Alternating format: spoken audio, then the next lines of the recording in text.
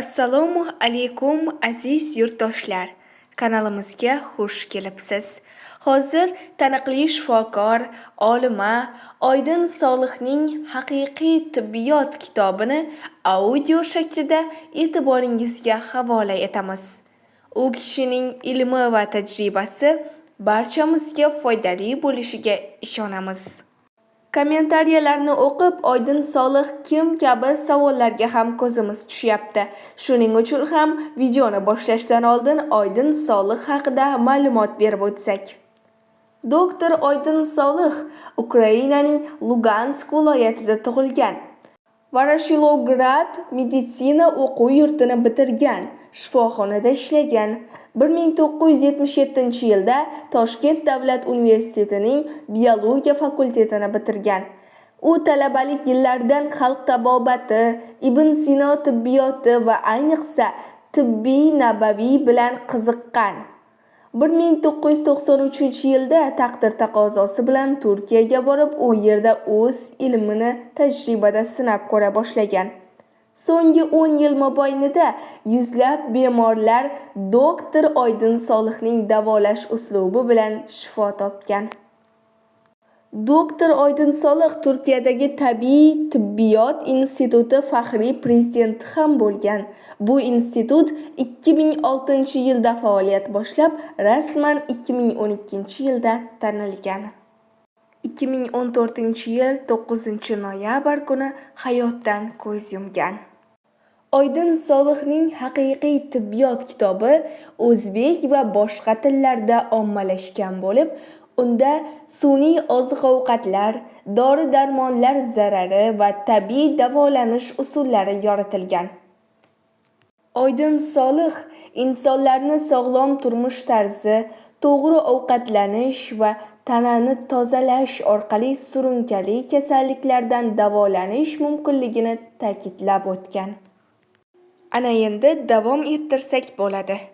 Inson hayotida mikroblarning ahamiyati katta. Mikroblar havoni, suvni tozalaydi, boyitadi va tuproqning samaradorligini oshiradi. Mikroblar o'lik kishi, hayvon va o'simliklarni chiritib, dunyo yuzini tozalaydi. Kishilarning va hayvonlarning teri tuklarini va o'simliklarni tozalaydi. Barcha jonli narsalarni turli kasalliklardan saqlaydi. Dunyodagi yashash sur'atini muvozanatda ushlab turadi. Har bir mikrobning vazifasi aniq, nozik va farqlidirki, inson ularni aslo bajara olmaydi. Mikroblar shu daraja muhim mavjudotlarki, bir onda hammasi yo'qolsa, dunyo ba'zi olimlarning fikricha faqat 15-20 daqiqa, ba'zilarning fikricha 1 soat yashay oladi xolos. Biologlar farishta degan mavjudotlar balki bu mikroblardir deyishmoqda. Bugungi kunda mikroblarga 3 tomondan birdan hujum qilinmoqda. Birinchisi antibiotik, sulfonilamid kabi antimikrobial moddalar, sterilizatsiya ishlari, kir yuvish vositalari va qishloq xo'jalik dorilari mikroblarni to'g'ridan-to'g'ri o'ldiradi yoki ko'payishini to'xtatadi.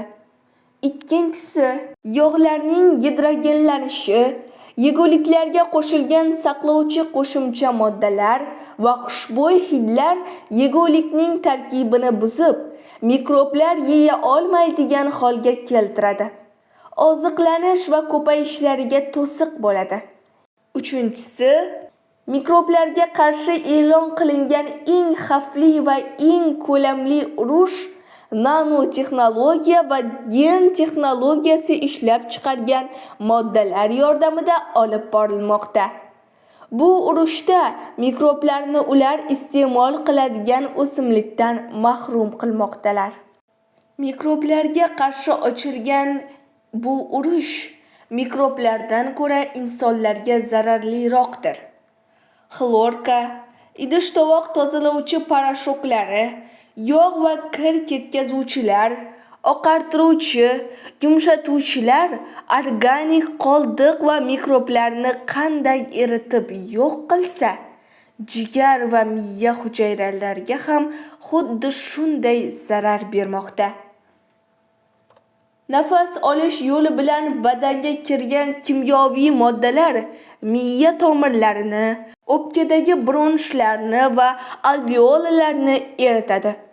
Yaroqsiz holga keltiradi, shishiradi va qonga aralashtiradi.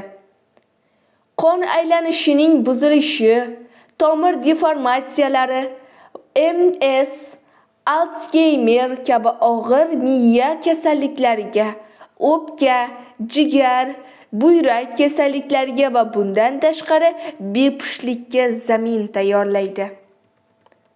Kimyoviy kir yuvish vositalariga muqobil vosita sifatida taqdim etilayotgan gen texnologiyasi vositasida ishlab chiqarilgan butunlay tabiiy va sog'lom deb iddao qilinayotgan, hatto suvi gullarga to'kilganida ularni yashnatgan o'simlikli kir yuvish vositalari kimyoviy kir yuvish vositalaridan ham xavflidir. Ular mutatsiyaga va saratonga sabab bo'ladi.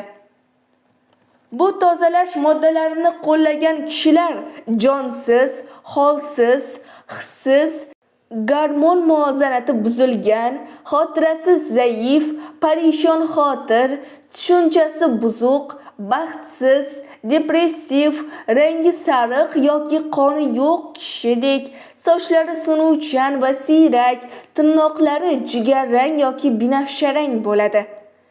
Shunday bo'lishi tabiiy. Bu bizga Alloh tomonidan xizmat qilish uchun yuborilgan mavjudotlar bo'lmish mikroblarning o'z vazifalarini bajarishga to'sqinlik qilib, ularni o'ldirganimiz uchun olganimiz jazodir. Kir yuvish vositalari faqat kir yuvish mashinalarida minimal miqdorda qo'llanishi mumkin. Mashinaga deterjan qo'yayotganda burun mato bilan yopilishi kerak. Kirni qo'lda yuvishda parfyumsiz, bo'yoqsiz, tabiiy sovun qo'llaniladi. Uyni tozalashda arab sovuni hamda tuproq, qum qo'llasa ham bo'ladi. Badan va qo'llarni yuvishda har safar sovun ishlatish shart emas. Terimiz ustida yashayotgan va uning sog'ligini saqlash vazifasini olgan mikroblar bu ishni bizdan yaxshi bajaradi. Biz bo'lar bo'lmasga sovun qo'llayversak, bu mikroblarning ishiga xalaqit va zarar bergan bo'lamiz. Aslida suv va tuproqdan yaxshiroq tozalovchi yo'q.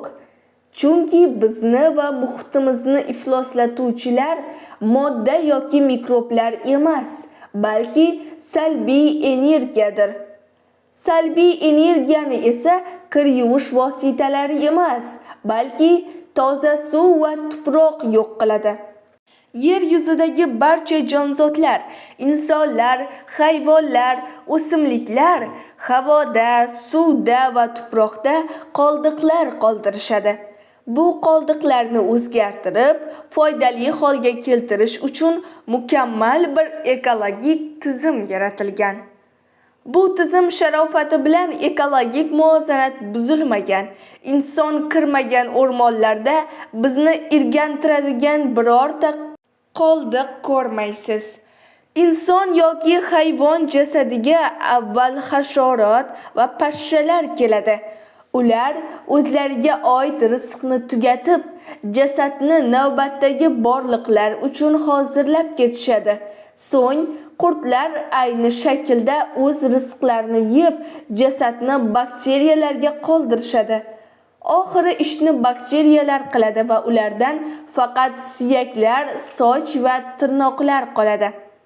Shu shaklda yer yuzi jasad va o'lik organizmlardan tozalanadi.